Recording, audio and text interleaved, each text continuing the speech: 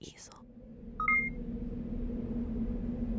You probably know that email is a really fundamental part of many people's lives.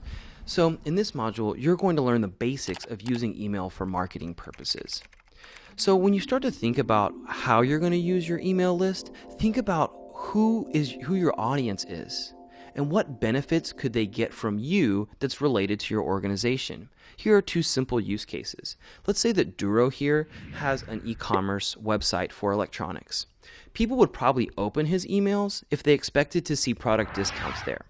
Whereas Niti here, if she's running like a digital marketing blog, then people would probably open her emails if she was sending news out that's useful about trends in digital marketing. So who is your audience and what do they care about that you can deliver to them?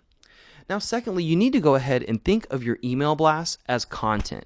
That's because, these people are basically your VIPs and they're going to be seeing some content coming from you. So how do you create good content regularly?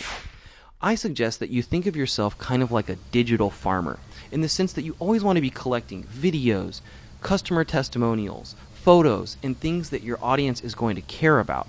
And once you have this sort of culture of collecting this stuff, then you're going to have stuff for your email. And just a little side note, you want your emails to come from a real person. People relate more to real people than they do to brands. All right, now on design.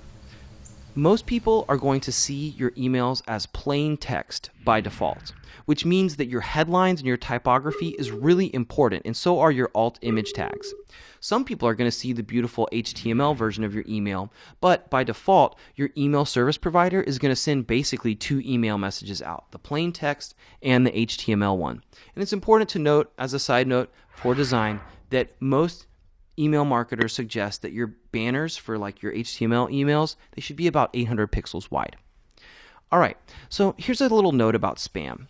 If your email contains too many salesy words like urgent, money, save, then it's going to get knocked down by these auto spam filters and it might go to your customer's spam box. So it's important that you use a personable tone that has common sort of non-salesy language to avoid getting in that spam trap. Most organizations are going to want to go pro and subscribe to an email service provider. That's because they'll give you the ability to A/B test emails, to segment your audience into subsections so that you can send more relevant emails to certain segments of your audience, and also these really valuable metrics like the open rate of your email blasts, how many people unsubscribe, and the click-throughs on certain links.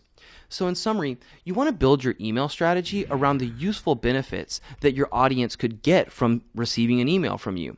And you want to invest heavily in your typography and create emails that are roughly 600 to 800 pixels wide in terms of HTML design.